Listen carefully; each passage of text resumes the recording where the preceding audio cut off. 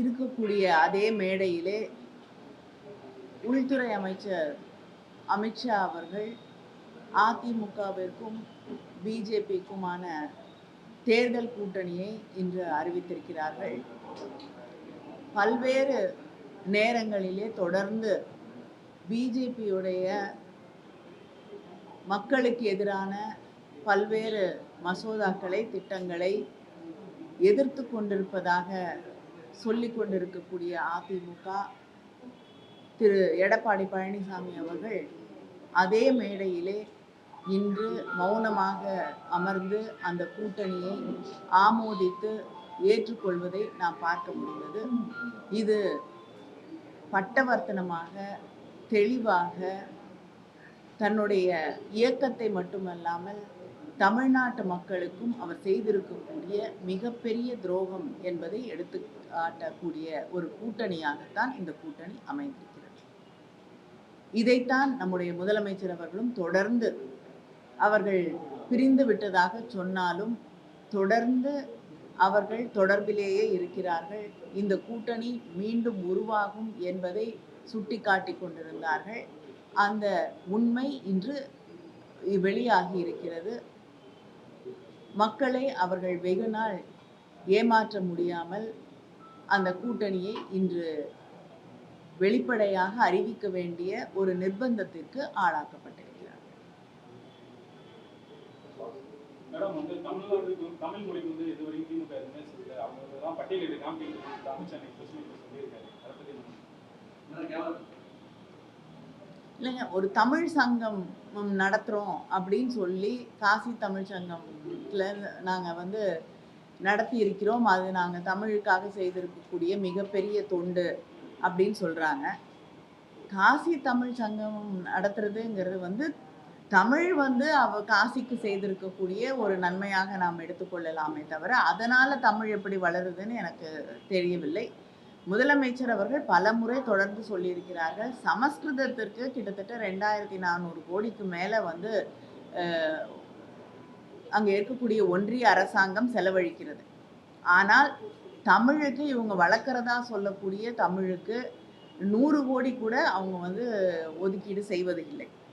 இப்படி ஒரு பாரபட்சமாக நடந்து கொள்ளக்கூடிய ஒரு ஆட்சி, தமிழ்நாட்டில் நடத்தக்கூடிய கேந்திரிய வித்யாலயாவில் கூட தமிழ் சொல்லி கொடுப்பதற்கான நிரந்தரமான ஆசிரியர்களை நியமிக்காத ஒரு ஆட்சி வந்து என்ன தொண்டை தமிழுக்காக அவர்கள் செய்துவிட முடியும்?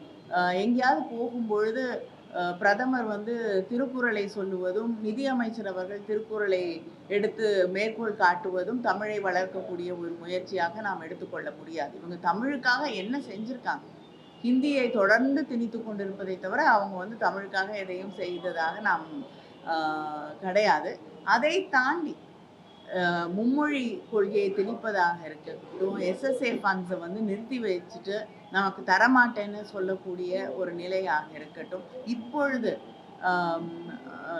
நாடாளுமன்றத்திலே நிறைவேற்றப்பட்ட வக்ஃப் போர்ட் பில்லாக இருக்கட்டும், சிறுபான்மையருக்கு எதிராக, இஸ்லாமியர்களுக்கு எதிராக நிறைவேற்றப்பட்ட அந்த மசோதாவாக இருக்கட்டும், நீட்டாக இருக்கட்டும், இல்லை தமிழ்நாட்டுக்கு வரவேண்டிய நிதி அது நிறுத்தி வைக்கப்பட்டிருக்கக்கூடிய நிலையாகட்டும், இது அத்தனையும் எதிர்த்து குரல் கொடுக்கிறோம் என்று சொன்ன அதிமுக அதோடைய தலைவர் இன்று அவருடைய நிலைப்பாடு என்ன?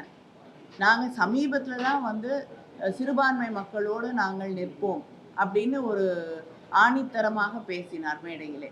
ஆனால் இன்று அதே மேடையிலே யார் வந்து அந்த மசோதாவை நிறைவேற்றினார்களோ அவரோடையே அந்த மேடையிலே அவர் அமர்ந்து கொண்டிருக்கிறார். அதைவிட மோசமாக தன்னுடைய கட்சியின் தலைவர்களை, பேரறிஞர் அண்ணா, அடுத்து அம்மையார் ஜெயலலிதா அவர்களையெல்லாம் விமர்சித்து தரக்குறைவாக பேசிய ஒரு தலைவரோடு இன்று மேடையிலே அமர்ந்து கொண்டு கூட்டணியை யாரோ ஒருவர் அறிவிக்க இவர் அமைதியாக அதை கேட்டுக்கொண்டிருக்கக்கூடிய நிலை. யாருடைய தலைமையில கூட்டணி அமையுதோ அவங்க தான் வந்து அந்த கூட்டணியை பற்றி அறிவிப்பார்கள், பேசுவார்கள். இன்னைக்கு பேசக்கூடிய உரிமை கூட அவருக்கு இல்லாத ஒரு நிலையிலே கூட்டணி அறிவிக்கப்படுகிறது.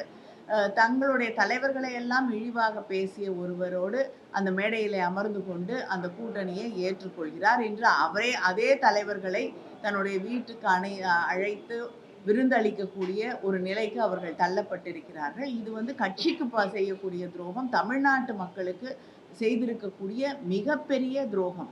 அதனால இதுக்கு தகுந்த பாடத்தை தமிழ்நாட்டு மக்கள் சொல்லித்தரும். பாதகம் செய்பவரை கண்டால் நாம் பயம் கொள்ளலாகாது பாப்பா.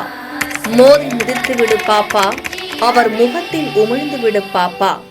அண்மை செய்திகளை உடனுக்குடன் தெரிந்து கொள்ள இணைந்திருங்கள் எம் நாடு தொலைக்காட்சியுடன்.